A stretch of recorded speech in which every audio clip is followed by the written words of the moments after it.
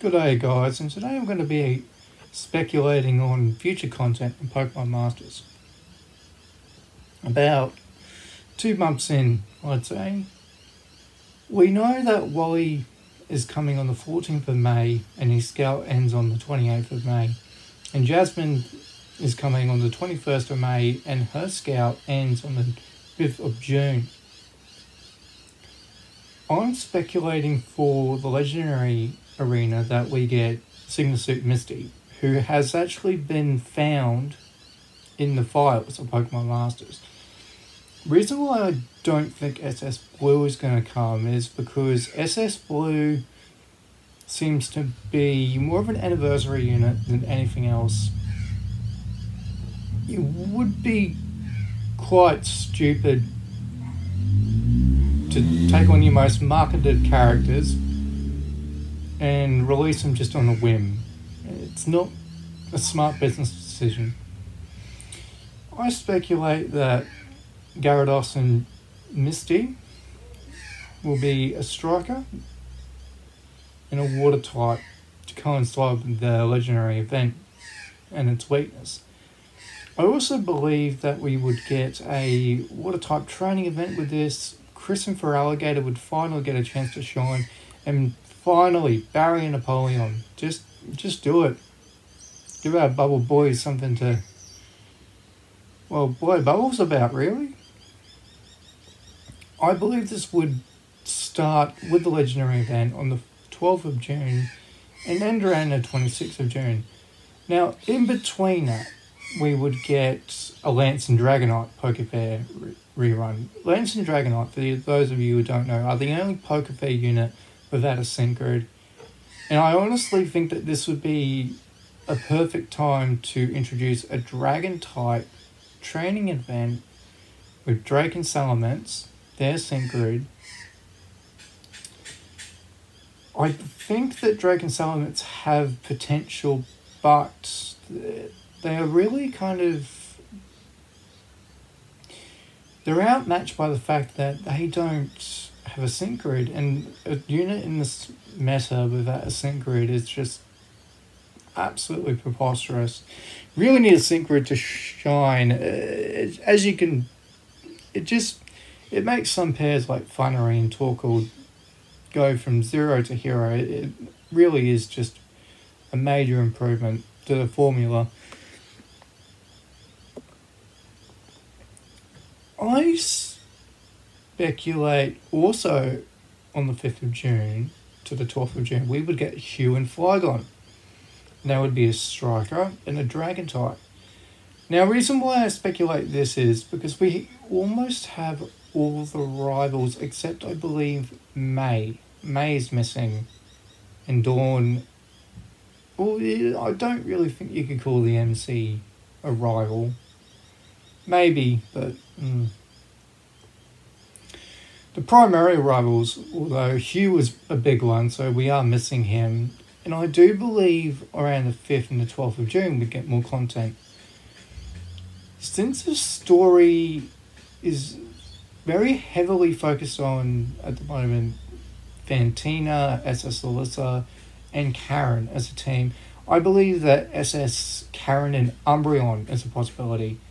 I have been teasing Umbreon quite a bit, especially in 429 of the Battle Villa. That was nice to see.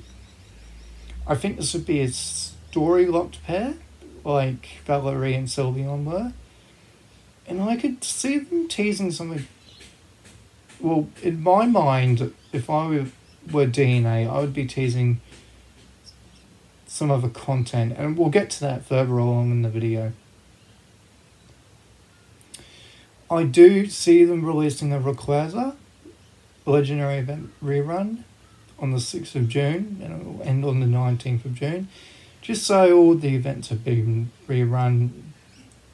And I do suggest that we would get a Kukui, Lycanroc Midday, Olivia and Lycanroc Midnight, and Polo and Lycanroc Dusk introduction in their sync grid, including, on top of that, I do think that Polo and Lycanroc would come with part 2 of the expanded story. coincide with the ending of the Legendary Arena, I can also see a Diantha and Gardevoir Poker Fair starting on the 19th of June and ending around the 4th of July. Lastly, I tease something called stat trainers. And for those of you who don't know, Diamond, Pearl, Platinum, there's 3 trainers, well there's actually 6 that do specialise in Pokemon with a particular stat. Pokemon high in that stat. For example, Riley and Lucario. However, in most gacha games, there are characters like Sharon Rogers in Marvel Future Fight, for example, who serve as an intermediary between players venturing into endgame content and players just starting the game. I've devised a way that you could introduce 3 of the missing stat trainers, because we do have Cheryl and we do have Marley.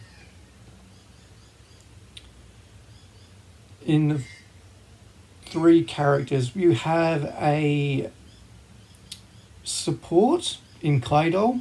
Now Claydol, I surmise, would give you special defense and defense buffs +4. So 2 uses, trainer move, +2 on each. In addition to a trainer move that would give you 1 turn of immunity. Your next move would be a unity gauge 1 in the form of a 2 gauge move. And lastly, I would surmise we get something, a new mechanic like dig. Dig is essentially a move that you can use if you're about to get hit. Oh crap, I'll just dig, and it can be used once per battle to escape incoming damage and just to deal a little bit more return damage. Riley would get Ursaring, and he would have a trainer move that would apply an attack buff of +2 for speed and attack. 2 use trainer move, you would additionally get a 4 gauge move in the form of superpower, which would be 140 power, and it would have normal shift. For those of you who don't know, in the game, normal moves are a lot stronger than most moves, since normal Pokemon don't exactly have a weakness they can, well, exploit. That's why in Floor 25, I believe it is, with Sawyer, that his Giga Impact just hits quite hard. I believe that he would also have a move in maybe Die Hit All, where you can get 2+ crit, so +1 crit, 2 use trainer move. Myra, however, would get something, I believe, more akin to Fairy. Now, Myra is interesting in the fact that I would believe that its trainer move would be a +4, so a +2, 2 use trainer move, +2 to speed, so 1 speed per trainer move use, and you would get a 3 gauge move in the form of Fairy Wind with 100 power. And access to a new, well, maybe it could be a new status, but Charm would be similar to a trap effect. And for those of you who aren't in the know, trap effects are becoming more widespread. You have to use trap effects in the Road to Greatness for the Ho-Ho event. In Part 3, you have to use it to Chi Sawyer in Floor 25. Trap status with Viola and I believe Milotic and Wallace, it's just becoming increasingly useful. That concludes my, well, thoughts on what could be coming in the future. I hope you guys enjoyed it, and yeah.